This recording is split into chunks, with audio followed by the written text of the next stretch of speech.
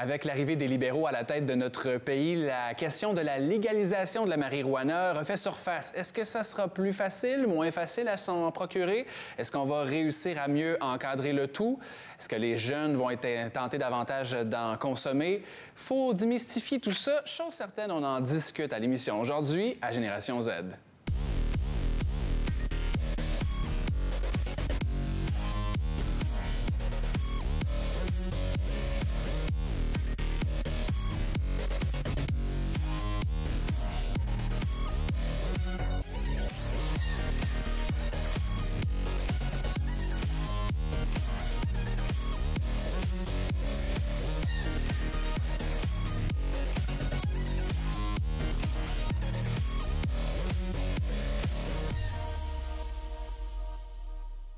La marijuana, avec le gouvernement en place, on s'attend à de nouvelles lois. On veut pouvoir le légaliser. On en discute aujourd'hui avec mes invités. Tout le monde connaît ça, là, je vous apprends absolument rien. Ça se promène d'ailleurs dans les écoles, c'est fou. Est-ce que vous êtes pour ou contre la légalisation? D'abord, je vais vous présenter. On s'est vu il n'y a pas si longtemps. Oui. Gaétan Larocque est thérapeute spécialisé en gestion des émotions. Ça drague puis Laurence, je prends pour acquis, vous autres, maintenant. Prends donc pour acquis. C'est ça. Est-ce que vous êtes pour ou contre la légalisation? De quelle façon vous voyez ça de votre côté? Peut-être, Gaétan? Pour moi, je vais toujours rester contre ça. Pourquoi? Parce que c'est des drogues, ça vient affecter le cerveau, ça vient affecter le corps. Moi, je dis que utiliser ces drogues-là, bien des gens vont l'utiliser pour diminuer leurs inhibitions. Donc, des gens qui sont gênés, qui veulent parler, vont utiliser ces drogues-là pour pouvoir mieux parler en public. Donc, c'est des effets qui sont sur le cerveau qui sont bien des fois irréversibles. C'est pour ça que directement comme ça, moi, j'appelle ça des moyens anesthésiens. Donc, les gens s'anesthésient pour pouvoir mieux fonctionner. Les gens qui sont anxieux vont utiliser ça pour se relaxer. Lorsqu'on peut faire de la relaxation sans utiliser ces choses-là, ces drogues-là. Parce qu'une drogue dit, bien, c'est pas bon pour la santé. Donc, si on s'en va sur ce côté-là, c'est sûr que le gouvernement va essayer de mettre ça le plus uniforme possible. Mais on sait qu'aujourd'hui, la drogue, par rapport aux trafiquants de drogue, ils ont augmenté la dose et ainsi de suite. Donc, c'est rendu quasiment 30 fois plus fort que dans les années 70. Donc, lorsque le gouvernement va prendre ça en main, je pense pas que ça va être aussi fort que ça. Dans le fond, on peut pas dire que c'est une drogue douce. On dit que c'est la moins pire des drogues, mais... Bien, la moins pire des drogues, moi, je dis que si on parle de ça, mais c'est la celle qui attaque le plus le cerveau. Tandis que la cocaïne va attaquer certaines neurones du cerveau, tandis que la marijuana, elle va attaquer tout l'ensemble du cerveau. Donc, il n'y a aucune barrière. Et c'est la même chose que la cigarette, ça va attaquer les poumons. Donc, la cigarette dit cancérigène. Bien, si on fume de la marijuana, bien, c'est encore de la fumée qui passe dans les poumons, irrite la gorge, irrite les poumons, ça s'en va direct au cerveau, ça l'attaque tout le cerveau complet. Donc, qu'est-ce qui arrive? Bien, si on parle du poupon, ou la mère qui est enceinte, puis qui prend de la marijuana, bien, ça vient attaquer tout de suite le fœtus, là. Donc, retard sur le côté des cellules, les nerfs sont attaqués, l'hyperactivité risque d'arriver là-dedans aussi. Donc, perte de mémoire, perte de concentration, le bébé va être beaucoup moins pesant à la naissance si la mère utilise des drogues. Et lorsque le poupon est né, bien, s'il y a de l'allaitement, bien, toute cette drogue-là passe encore par le lait maternel. Donc, les dépendances, en étant jeune, vont augmenter que si une personne commence à à fumer de la marijuana à l'âge de 30 ans. À l'âge de 30 ans, il n'y a plus trop de choses néfastes pour le cerveau. C'est plus à l'adolescence où l'enfant, quand il grandit, bien, il est en train de développer son cerveau et là, on s'en va mettre des barrières à son cerveau. Donc, hyperactivité qui augmente, l'irritation, les colères, difficulté à se concentrer, difficulté à faire des problèmes simples à l'école. Pourquoi? Parce que les cellules ont été attaquées. Donc, selon vous, c'est aussi grave qu'on soit un fumeur dit occasionnel qu'un régulier? Bien, si je dis occasionnel, pour moi, occasionnel, c'est une fois par semaine. Si je fume juste un joint, je suis pas sûr que ça va faire beaucoup de troubles au cerveau. Mais ça va en faire pareil. Donc, c'est pour ça que je me dis que les gens, au lieu d'utiliser ce moyen anesthésiant-là, je pense qu'il y a d'autres choses à faire pour pouvoir arriver à se détendre si le but est là.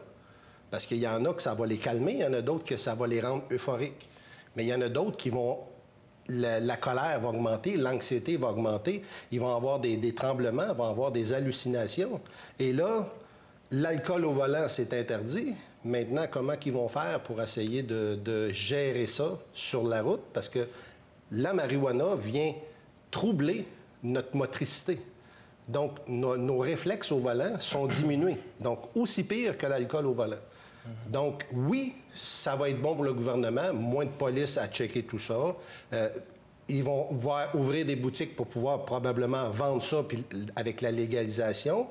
Les gens, ça va leur coûter plus cher, mais je ne suis pas sûr que ça va être si bon que ça pour ceux qui en consomment beaucoup. Moi, je pense que ça va leur coûter plus cher, mais ils n'auront pas le même buzz, si je peux dire, qu'avec ceux qui donnent ça sur le marché noir. Qu'est-ce que vous en pensez, vous deux, de la possible légalisation de la chose? Moi, ma position sera toujours contre. Je pense que tout l'aspect médical a été dit, là, mais lorsqu'on regarde aussi l'aspect social de la chose, ça va juste augmenter l'accessibilité à ça. Déjà là, il y a des jeunes qui commencent tôt à fumer. On parle de l'âge de 11 ans, 12 ans, 13 ans, des jeunes de 13 ans qui ont accès à un dealer, à un vendeur de potes, qui vont en acheter, qui vont fumer, aller à l'école sans une... Donc, imaginez si on augmente l'accessibilité en rendant ça légal. Donc, le jeune qui a des problèmes de dépendance, à la marijuana, là, on touche même pas aux autres drogues, là. Puis je lisais même récemment que 40% des jeunes de 15 à 24 ans qui consomment la marijuana ont déjà touché à autre chose, à une autre drogue. Donc, imaginez si c'est rendu une commodité légale, normale, comme acheter un paquet de cigarettes. Tu vas acheter ton sac de potes, tu vas te rouler ton joint. Ben, je pense que déjà là, au niveau de la gérance du gouvernement, ça va. Oui, j'entendais aux nouvelles dernièrement que oui, ça va affecter le réseau, les marchés des crimes organisés. Mais oui, mais si on donne l'exemple du revendeur de potes, ben il y a plus de clients qui viennent le voir parce que c'est rendu légal. Ben qu'est-ce qu'il va se mettre à vendre? Il va commencer à vendre de la cocaïne, il va toucher à des amphétamines. Puis là, il y en a qui vont dire oui, mais Sadraque, il y a dans d'autres villes comme Amsterdam, tu vois, dans l'Europe, c'est légal, il n'y a pas de problème là-dessus. Oui, mais est-ce que vous savez que dans ces villes-là, il y a le plus haut taux de mortalité par rapport aux autres drogues, aux amphétamines, à l'ecstasy, les pilules, parce que justement, c'est tellement rendu banalisé, le pot, la marijuana, que les gens vont préférer se tourner vers autre chose pour avoir des meilleures sensations. Bon, il y a plein d'effets néfastes là-dessus. Là, non, En une minute, Laurence. Bien, moi, honnêtement, je comprends même pas. Je sais pas si c'est parce que je suis tellement pas impliquée là-dedans, mais je comprends pas vraiment pourquoi il y aurait même question de légaliser ça. Je trouve ça juste vraiment niaiseux. Je pense... niaiseux, ouais. Je trouve ça niaiseux. Je comprends pas... Je pense pas que les personnes qui veulent vraiment fumer ont de la misère à s'en trouver en ce moment. Je pense qu'elles sont capables de s'en trouver. Je pense pas que ça a besoin d'être légal pour qu'ils arrivent à s'en procurer de un. C'est ça. Fait que, honnêtement, je vois juste pas pourquoi on légaliserait ça. Moi, je suis contre. Ça a tellement d'effets néfastes. Puis on est toujours dans l'excès, dans l'abus. Là, on va légaliser, puis ça va être autre chose. T'sais, on est juste plus d'interdire toutes sortes de drogues pour essayer de restreindre les comportements des gens face à ça. Mais selon moi, ça devrait même pas être légal. Mais qu'est-ce que ça implique exactement, la légalisation? On vous l'explique dans l'extrait qui suit.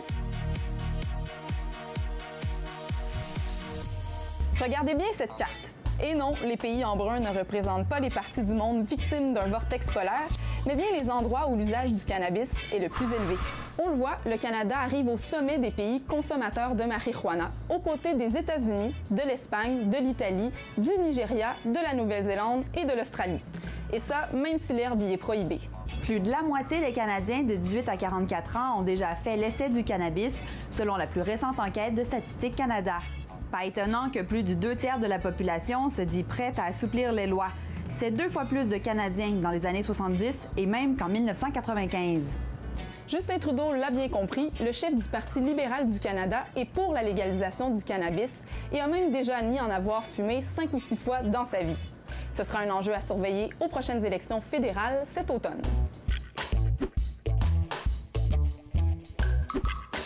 La légalisation du cannabis permet de fumer, de manger ou de faire un autre usage de la substance à des fins récréatives et médicales. Au fond, on sait traiter le cannabis comme la cigarette et l'alcool.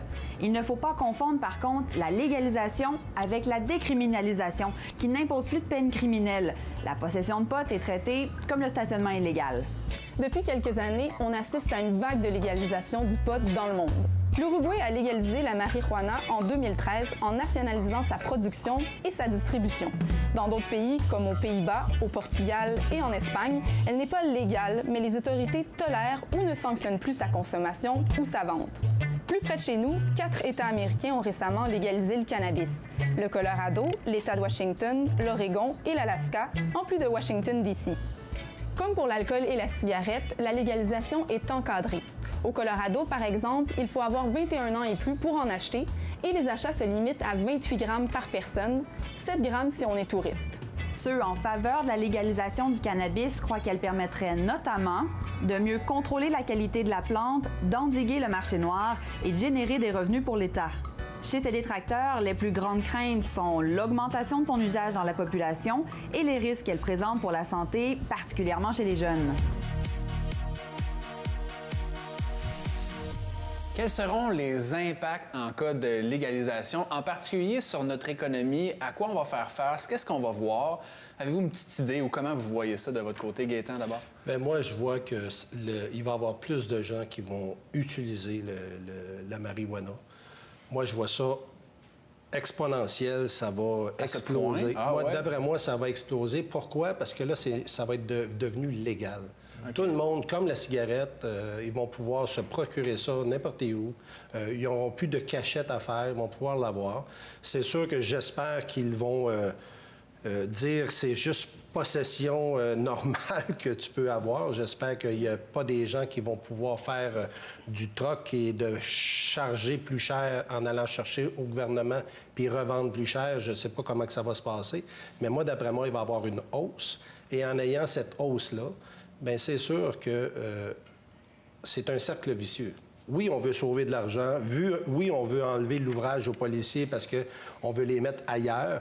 Oui, il risque de taxer cette consommation-là. Mais je me dis, sur l'autre bord, bien, ça va être les hôpitaux qui vont se ramasser avec ces gens-là. Parce que plus la consommation est présente, plus qu'elle est forte, plus elle attaque le cerveau. Et ça augmente les maladies mentales.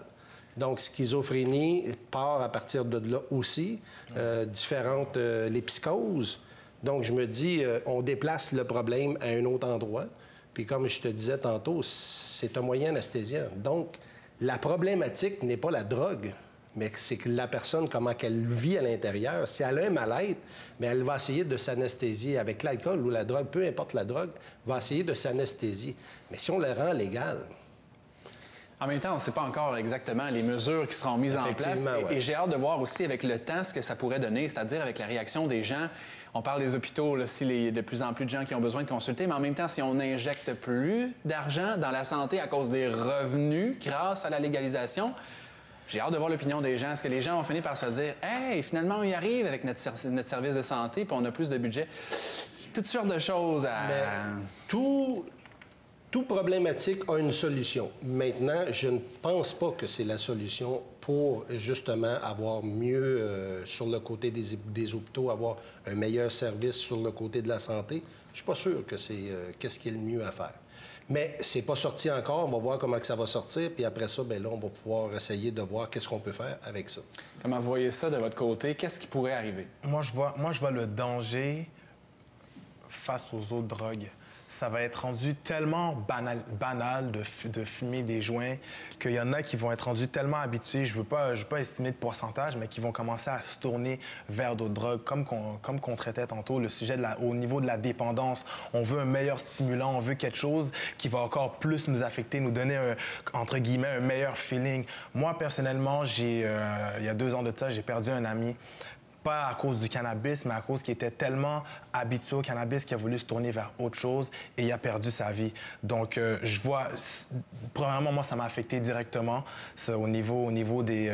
juste voir quelqu'un consommer quelque chose de fort en pensant que ça va stimuler son intellect ou quoi que ce soit, que ça va stimuler sa vie, ça me fait mal personnellement. Je ne vais pas rentrer dans l'aspect personnel, mais juste au niveau social, au niveau de la pression sociale aussi, entre jeunes, t'es déjà habitué à prendre ça, essaye donc ça, tu sais. Ça va aller de mal en pire. Déjà là, on voit le mal que ça se fait. On voit le mal que ça fait, donc c'est juste de mal en pire, c'est un cercle vicieux. Mais j'y vais d'une constatation personnelle. Sur les réseaux sociaux, au lendemain des élections, c'était le truc qui était le plus partagé sur les réseaux sociaux. Tout le monde, en tout cas dans ce que j'ai vu, parlait du fait que c'était pour être légal prochainement. Les gens étaient excités. Je trouvais ça un peu dommage par rapport à tous les autres points qui lui avaient permis d'être élu, que ça soit ça qui retienne. On a l'air d'une belle gang de tatas. Nous, tout à quoi on pense, c'est à la Marie-Joanna. Mais en même temps, on serait réputé au Québec pour avoir... dans le meilleur au monde. Il y a peut-être un aspect aussi là-dedans à noter, mais en tout cas, on pourra élaborer plus tard sur le sujet. Qu'est-ce que tu en penses? Là? Bien non, mais parce que moi, je trouve ça, puis j'ai vraiment aimé, quand vous avez dit tantôt, que les problèmes d'alcool au volant, tout ça, c'est la même chose pour la marijuana. Puis, tu sais, OK, on enlève un poids aux policiers, mais pas vraiment. Là. En fait, je pense que ça va être plus grave qu'on pense. Puis je trouve juste ça rendu à un point où on est en train de penser à notre économie à cause du pot. Genre, c'est comme, on est rendu où? Genre, tu sais, vraiment, il faut vraiment qu'on légalise ça pour que notre économie ait un peu mieux. Tu sais, il n'y a pas d'autres moyens que ça, genre. C'est à ce moment-là que je trouve ça vraiment comme... juste comme on dirait que c'est tellement banalisé, puis c'est banal, mais il y a tellement de problèmes qui vont venir avec ça. Puis même toi, tu parlais juste des autres drogues. Mais moi, c'est vraiment l'affaire au volant aussi. Puis, tu sais, je veux dire, là, pour faire, par exemple, un genre de comparaison, on permet le 0,08 de consommer d'alcool. Combien de personnes vont prendre 10 verres et vont conduire leur auto après? Fait on va légaliser la marijuana, puis il va encore avoir de l'excès. Fait que je vois juste pas pourquoi on légaliserait quelque chose comme ça, qui est, au départ, tu sais, je veux dire, c'est encore tabou, là. Tu sais, il y a personne qui dit ouvertement qu'il consomme plein de drogues, là, puis à quel point c'est rendu... Je connaissais même quelqu'un, à un moment donné, qui pouvait plus se passer de ça. Il prenait ça pour étudier. Mais tu sais, je veux dire, qui prend ça pour étudier, là? À un moment donné, c'est rendu que c'est tellement rendu normal que je pense juste que ça va être juste comme la catastrophe, honnêtement. Je pense que ça va juste être la catastrophe. Ce que je note, moi, surtout en ayant fait la recherche sur le sujet, c'est que c'est souvent des gens qu'on ne pense pas qu'ils consomment, qui en consomment, et beaucoup plus de gens qu'on pense quand même. Je voulais vous amener aussi sur un autre aspect. Oui, il y a l'économie là-dedans, mais on parle aussi beaucoup d'encadrement. Et là, on n'aura pas beaucoup de temps là, avant de passer au prochain segment, mais bref, l'encadrement, on veut que ça soit moins accessible pour les jeunes. On a l'impression que le crime organisé va être touché, il y aura moins de possibilités de revenus pour eux. Vous pensez pas qu'il y aurait cet aspect-là aussi, du fait de la légaliser? Non, moi, je pense qu'ils vont se tourner vers d'autres choses. Puis... il y aura toujours une alternative, tout le temps. Okay. Tout le temps, ils vont arriver avec une nouvelle saveur, un pot beaucoup plus fort. Il y a toujours... Lorsqu'il y a une règle, il y a toujours quelque chose ou quelqu'un qui vient transgresser cette règle. Puis même, à la limite, où il y a aussi comme des modes, tu sais, je veux dire, il y a quelques années, c'était le pot, là, qui veulent le légaliser parce que ça a l'air que tout le monde en prend, mais, tu sais, combien de personnes maintenant, moi, j'entends des personnes que j'aurais jamais pensé, là, qui prennent la coke, là, tu sais, là, c'est rendu la grosse mode, là, de la coke, mais tu sais, c'est comme, ça va être quoi la prochaine affaire aussi, tu sais, il va en avoir d'autres, puis ça va pas régler un problème puisqu'on légalise le pot, là. Je pense vraiment pas que ça va régler quoi que ce soit, là. Je pense que... En fait, on parle beaucoup de pot à l'émission aujourd'hui, là, mais c'est sûr qu'avoir parlé de toutes les autres drogues, il y en a des choses répandues. Il y en a. Les instructeurs, c'est fou. Ah ouais. On a posé la question à des cégepiens. Réponse très intéressante, d'ailleurs. Déjà, j'aime pas la fumée, alors je trouve ça con de légaliser ce genre de truc.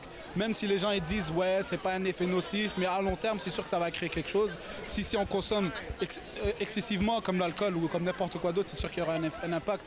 Et avec ça, maintenant, ils vont nous taxer encore plus. Pour la criminalité, ça va juste l'amener à quelque part d'autre. Mais ouais, je pense que ça va inciter d'autres gens à fumer. Ça baisserait le taux de criminalité? Non, pas nécessairement. Pas nécessairement. D'après moi, peu importe que ça soit légal ou pas, les gens ils vont continuer. Ou ceux qui en prennent pas, ça va pas changer grand-chose. Ceux qui s'en servent pour un meilleur état de santé, ou est-ce que tu penses que c'est bénéfique pour eux? Ben... Oui puis non. Ben, parce que s'ils en ont vraiment besoin, c'est prescrit. Donc, ils vont pareil l'avoir. C'est juste un peu plus de temps. Tandis que, oui, tu pourrais l'acheter n'importe où, mais les gens vont abuser, c'est sûr. Là. Un bon point que ça pourrait apporter, peut-être, ce serait que le gouvernement pourrait aller chercher des taxes sur la vente. Mais sinon, je ne verrais pas d'autres bons côtés à ça. Hâte de voir vos réactions suite aux statistiques suivantes. Chez les jeunes de 17 ans, 1 sur 2 a déjà fumé un joint. Légère augmentation de 9 comparativement à il y a 3 ans. Chez les ados, 25 fument au moins un joint par mois et 1 sur 10 dit en consommer au moins 10 fois par mois. Là, on est plus que le récréatif ici. Là. Oui. Après ça, 8 des jeunes seraient à risque de développer une dépendance contre 5 il y a 3 ans. Il me semble que c'est faible. J'ai l'impression que c'était plus élevé que ça. Bien, parce que, comment je pourrais te dire ça? C'est qu'une dépendance, là, c'est plus que la drogue, comme je disais tantôt, que les trafiquants vont mettre d'autres produits pour développer cette dépendance-là. Juste prendre un joint, là, c'est 1 sur 9 qui risque de développer une dépendance. Plus c'est jeune, plus le taux augmente de dépendance. Plus c'est vieux, moins que c'est élevé. Mais lorsqu'on parle de dépendance, c'est si on veut savoir si la personne est dépendante, bien, on enlève la substance et le corps va réagir. Donc, c'est pour ça que le côté dépendance, si on regarde à court terme de prendre la Marie, bien, notre cœur bat de 70 à 80 fois par minute. Lorsqu'on prend cette substance-là, on l'augmente du double. Donc, à court terme, crise cardiaque, AVC peuvent venir nuire à la santé de la personne, puis peut-être même mourir, parce que là, on s'en va donner une dose d'adrénaline à notre cœur. Donc, pourquoi donner ça? Pourquoi se faire ce mal-là à l'intérieur par rapport à une substance qui, bien des fois, comme je disais tantôt, pour diminuer notre anxiété, pour pouvoir mieux avancer, puis là, les gens disent, bien, ça m'aide à me relaxer. Bien, fais des respirations, va prendre une marche, va écouter de la musique, va prendre un bain chaud. Ça fait la même chose.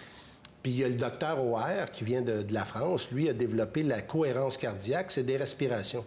5 secondes, on inspire, 5 secondes, on expire, puis on fait ça pendant 5 minutes. Et ça donne des données tellement plus efficaces que de prendre cette potion-là qui nuit à notre cerveau.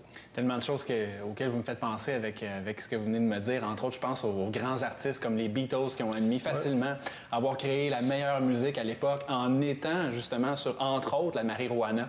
Ça l'aide pas non plus à pas donner le goût à d'autres d'en consommer. Puis je me demande aussi s'il y a une comparaison que l'on peut faire. Si on dit qu'un verre d'alcool par jour nous rend alcoolique, est-ce qu'un joint par jour serait une dépendance? Bien, pour savoir si c'est une dépendance, enlever la substance. C'est simple, on enlève la substance, le corps va réagir. Si le corps ne réagit pas, bien, attendons une 2e journée. Si le corps ne réagit pas, attendons une 3e journée. Si le corps n'en demande pas, ce n'est pas une dépendance. Donc, on peut être dépendant au café. Donc, il y a des personnes qui disent « Parle-moi pas, j'ai pas pris mon café encore ». Mais enlevons cette substance-là, la personne a de la difficulté à fonctionner. Donc, une dépendance, c'est d'être accro sur quelque chose et j'ai besoin de cette substance-là. Les gens qui sont cyberdépendants, c'est la même chose. Enlève le cellulaire, enlève l'ordinateur de la personne, elle va paniquer. Donc, c'est pour ça que la personne qui est très anxieuse s'en va dans un bar, puis voit une belle femme, bien, elle va être portée à consommer pour diminuer son anxiété, enlever sa gêne et de pouvoir avancer. Mais lorsqu'on fait ça, là, on n'est pas en train de régler la problématique.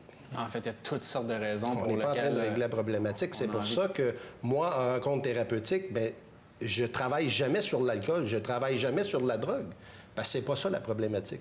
Moi, je dis aux gens, avant de prendre cette substance-là, quelle émotion que tu vis? Et c'est là que tu vas savoir si tu es anxieux, bien, fais des respirations, tu vas diminuer ton anxiété. Après ça, tu vas voir que tu n'auras pas besoin de cette substance-là.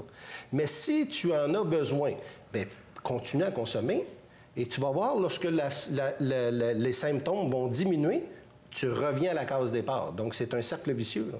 À 1 joint par jour, en tout cas, je pense qu'on est drogué, on peut dire ça comme ça. Je veux vous entendre aussi avec les autres statistiques que j'ai pour vous réagir, Laurence Sadraque. Au Colorado et dans l'État de Washington, on note une diminution des crimes violents de 2,2 % comparativement à 2013. C'est pas une grosse... ça n'a pas diminué de beaucoup, je trouve, là, depuis... 2,2 %. C'est faible là, parmi ce qui a changé. Illégaliser les armes, ça va le baisser beaucoup plus.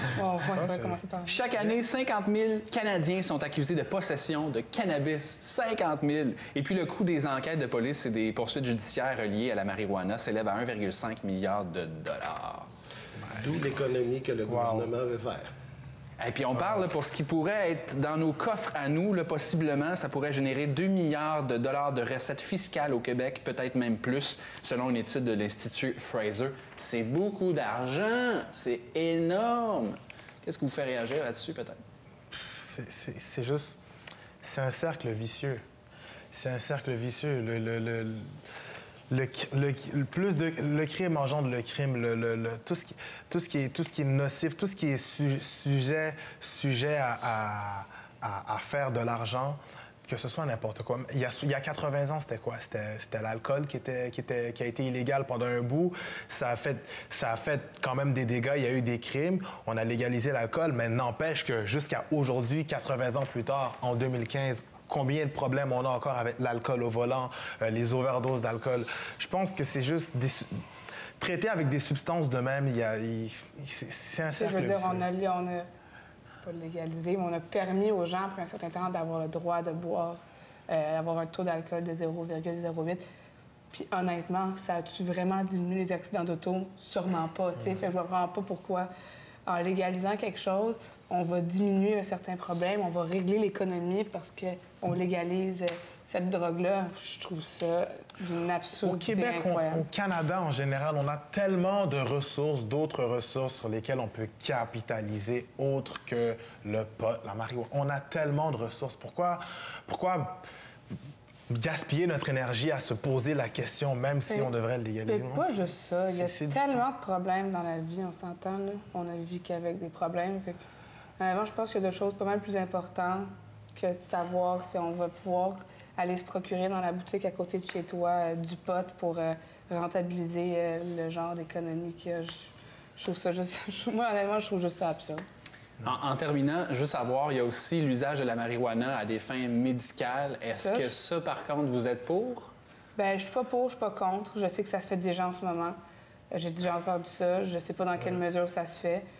Si tout est fait dans les genres de normes, je dis pas non, mais je dis pas oui non plus. Je veux dire, ça les regarde eux. Je sais même pas quel bienfait ça peut apporter, que ce soit prescrit médicalement. Surtout pour enlever la douleur. Bien, tu sais, ça, à la limite... C'est pour ça que le côté médical, c'est pour ça, c'est enlever la douleur. Au lieu de prendre la morphine, on va utiliser la marijuana. Stimuler aussi à manger pour certaines personnes qui ont une perte d'appétit, surtout vers la fin de la vie, peut-être. Mais moi, ce qui me vient en tête par rapport à des fins médicales, c'est si après le problème de la personne est réglé, mais il y aurait quand même une dépendance qui pourrait... La personne est quand même sujet à dépendance à la marijuana. OK, ton problème d'insomnie est réglé, t'as plus besoin de... On va dire, t'as plus besoin de fumer pour t'endormir. Ton problème d'insomnie est réglé. Je sais pas si c'est à court terme ou à long terme, ça peut se régler, mais bref. Mais n'empêche que la personne a dû consommer. Il y a le fait que la personne ait consommé, elle a goûté, elle a expérimenté les hallucinations, les sentiments qui viennent avec. Elle a expérimenté, puis dès que tu expérimentes quelque chose, c'est comme le fruit défendu. Tu y touches une fois, ça ne veut pas dire que tu vas arrêter. Tu vas y toucher une autre fois, une troisième fois, quatrième fois. Les problèmes sous-jacents à la consommation, on peut en discuter cliniquement avec vous, M. Gaétan Larocque, qui est spécialiste en gestion des émotions, thérapeute. Merci d'avoir été avec nous. Merci beaucoup. Avez-vous un site Internet? www.gaetanlarocque.ca. Vous allez voir, toutes les coordonnées sont là. Merci encore une fois. Sadraque, Laurence, très intéressant vos réponses aujourd'hui. Merci. Et on espère que vous avez trouvé ça tout aussi intéressant. Et on se dit à la semaine prochaine, tout le monde.